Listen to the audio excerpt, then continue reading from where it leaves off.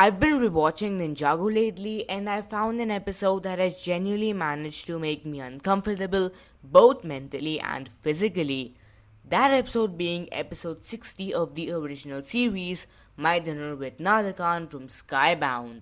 Now, before I get started here, I'd just like to say that Skybound by itself may fall into the category of gross and uncomfortable for many viewers of the show because it's got the worst possible villain motivation that they could have come up with.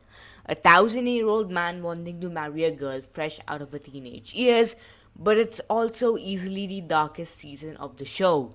Nia literally dies in the season, the ninjas are trapped into swords, tricked and tortured, and the villain more or less wins here. That being said, one episode still manages to stand out even in a season like this, and we're talking about that in this video. We may even go over some topics some of you may not be comfortable with, but please keep watching because I really need those watch hours. Well then, My Dinner with NadaKhan is simply put an episode about seeing Jay get tortured in numerous ways, and a side plot about Nia, Cole, and Lloyd getting off the Tiger Widow Island. Just going off of chronological order, the episode starts with, well, not even putting it on nose, Jay being treated like a slave with a Winstone ball changed to one of his hands as he mops around the ship floor just as NadaKhan demotivates him brutally with particularly disgusting lines like, "You can't do anything when she falls for me." I mean, is that really what a 1,000-year-old man should be saying to a 20-year-old boy? I don't think so. He talks about how he'll break Jay into wishing it away, which is an equivalent to committing self-harm.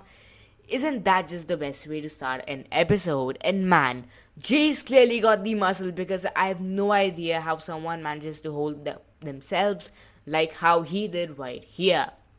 The Tiger Widow parts of the episode are generally the most normal parts of this episode, so I won't go over this in too much detail, but there's really nothing special here, it's just normal Ninjago stuff. We continue on with the only real conversation Jay has on the ship, which is with this snake, Clancy.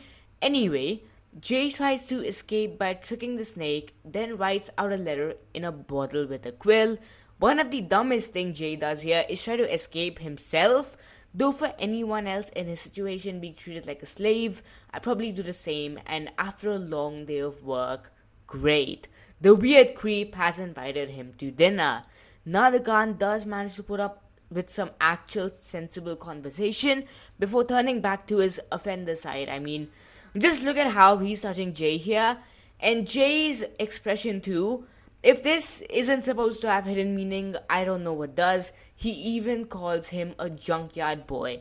But it gets so much worse. This is the episode where we get the iconic misogynist Cole joke, cause it takes a lot of pain to make him look good, cause, he's all about that Sigma life, though he does follow up on it later with a more wholesome take on it.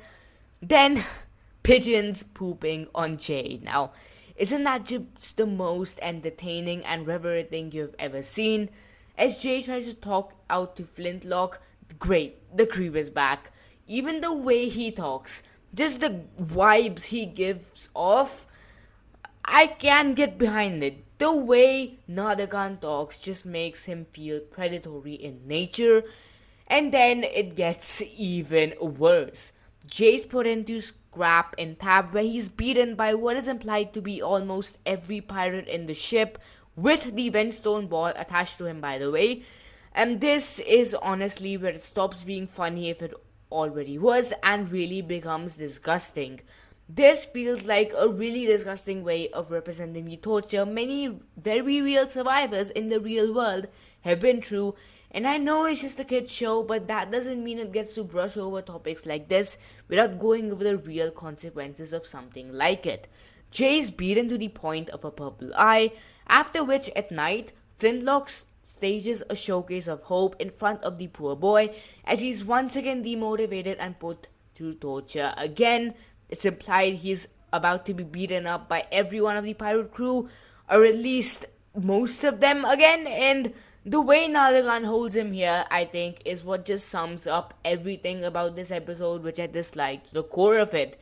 This episode feels like it goes over topics which are very real, sensitive, and painful to the real world, which is okay and even admirable if this was a show which wasn't made for a demographic for kids.